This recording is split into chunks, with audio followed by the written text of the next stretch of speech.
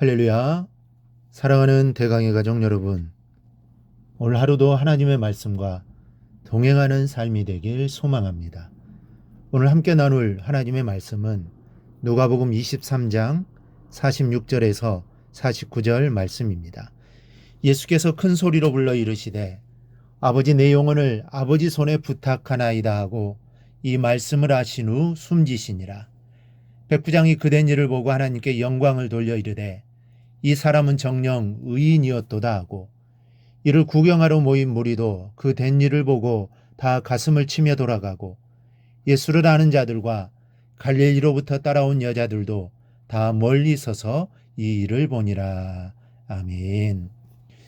우리는 토요일 말씀 묵상을 통해 가상 7원 중 6번째 말씀인 다 이루었다라는 말씀을 살펴보았습니다.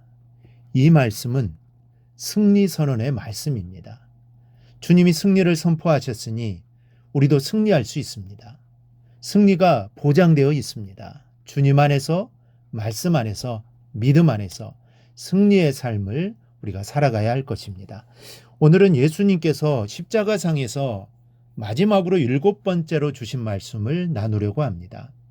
동시에 가상 7원 중에 마지막 결론이 되는 말씀이라 할 수 있습니다. 본문 46절에 예수께서 큰 소리로 불러 이르시되 아버지 내 영혼을 아버지 손에 부탁하나이다 하고 이 말씀을 하신 후 숨지시니라 기록되어 있습니다. 사도 요한은 좀 더 구체적으로 기록하기를 머리를 숙이고 영혼이 돌아가시니라 전해주고 있습니다. 이 말씀 속에는 어떤 의미가 있겠습니까? 먼저 인생에게는 영혼이 있다는 것을 분명히 가르쳐 줍니다. 사람에게 영혼이 있느냐 없느냐 하는 것은 매우 중요한 문제입니다. 영혼을 인정하지 않으면 자연히 그런 사람은 동물적인 삶을 살아가게 될 것입니다. 반대로 영혼의 존재를 인정한다면 만물의 영장답게 살아갈 수 있는 기본을 갖춘 것이 되기 때문입니다. 동물과 인간의 근본적인 차이점은 바로 이 영혼에 있는 것입니다. 동물에게는 영혼이 없고 그들은 본능적으로 살아갈 뿐입니다. 예수님께서 마지막으로 십자가에서 큰 소리로 내 영혼을 아버지 손에 부탁하나이다 라고 말씀해 주심으로 우리에게 영혼의 존재를 일깨워 주시고 계시는 것입니다. 그리고 주님은 하나님을 향해 부탁하나이다 라고 말합니다. 이 부탁하다는 말은 하나님의 손에 의해서 자신의 영혼이 하나님 곁에 있기를 원한다는 의미가 있습니다. 사실 이러한 기도문은 죽음을 앞둔 유대인들이 들었던 기도였고 초대교회에 전해져 내려오는 임종시 드리던 기도였습니다.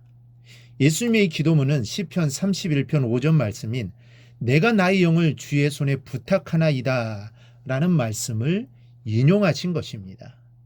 예수님은 성경 말씀으로 자신의 지상에서의 사역을 마치고 하나님을 향한 절대적 신앙을 보여주고 있습니다.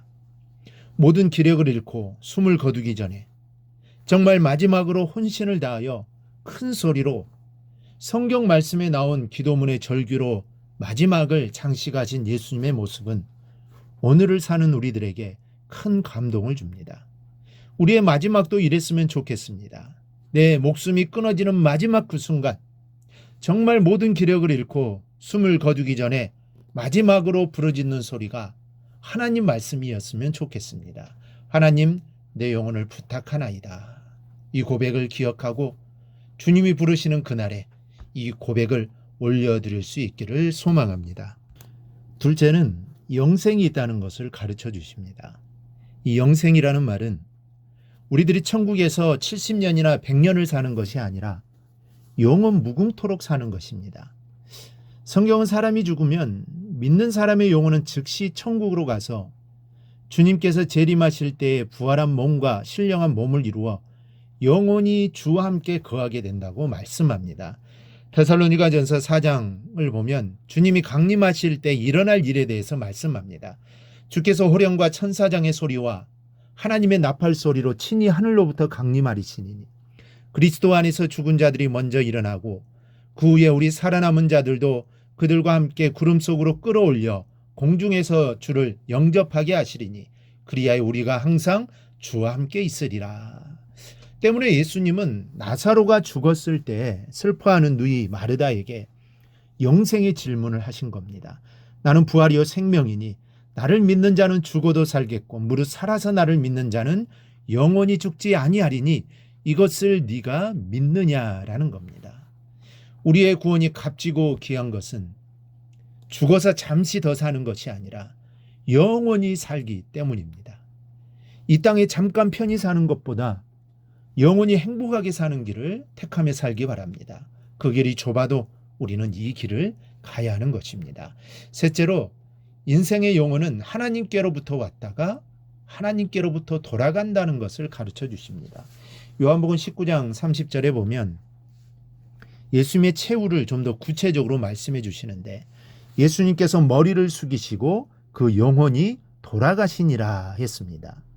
이는 그 영혼을 부탁드린 아버지 하나님께로 돌아간다는 것을 말합니다. 창세기 2장 7절은 우리의 영혼이 하나님께로부터 왔음을 분명히 말씀합니다. 여호와 하나님이 흙으로 사람을 지으시고 생기를 그 코에 불어넣으시니 사람이 생명이 된지라. 그러므로 영혼의 주인은 하나님이십니다. 우리 영혼을 부탁드릴 분은 하나님밖에 아무도 없습니다. 그리고 그 영혼은 하나님께로 돌아가야 행복하게 됩니다. 그래서 전도서 3장을 보면 다 흙으로 말미암았으므로 다 흙으로 돌아가나니 다 한 곳으로 가거니와 인생들의 혼은 위로 올라가고 짐승이나 사람이나 그 육체는 다 흙으로 말미암았으니 흙으로 돌아가지만 인생의 영혼만은 위에 계신 하나님께로 왔은즉 하늘로 올라간다는 말씀입니다. 여기에 축복과 행복과 기쁨이 있는 것입니다.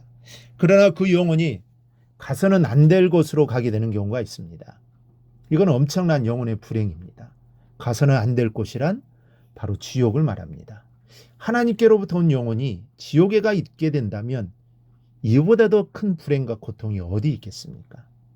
우리에게 영혼을 주신 하나님을 믿지도 않고 하나님께 영혼을 부탁하지도 않으면 우리 영혼은 가서는 안 될 지옥으로 가게 된다는 것을 우리는 반드시 기억하고 있어야 합니다. 그래서 예수님은 마태복음 10장에서 몸은 죽여도 영혼은 능히 죽이지 못하는 자들을 두려워하지 말고 오직 몸과 영혼을 능히 지옥에 멸하시는 자를 두려워하라 말씀합니다.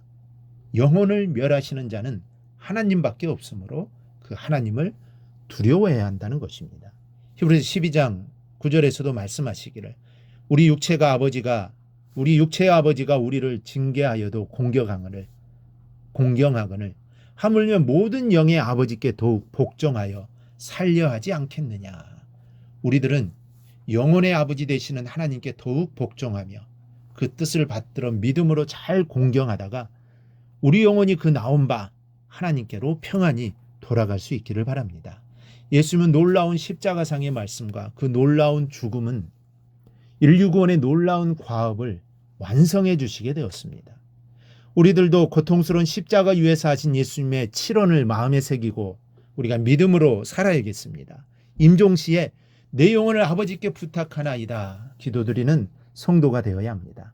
그래서 우리들의 죽음을 통해서도 저분은 참으로 하나님의 자녀였다라는 말을 들어야 합니다. 그래서 다른 사람들로 하여금 하나님께 영광을 돌릴 수 있게 합니다. 오늘 예수님의 이 죽음을 보고 백부장은 실로 하나님의 아들이다. 정말 하나님께 영광을 올리게 됩니다. 우리도 이러한 삶을 살아감으로 정말 주님이 기뻐하시고 주님의 뜻대로 살아가는 우리의 삶이 되어야 합니다. 오늘 묵상한 말씀 우리가 굳게 잡고 삶으로 실천하며 살아내는 대강의 모든 성도들이 되기를 주님의 이름으로 축복합니다.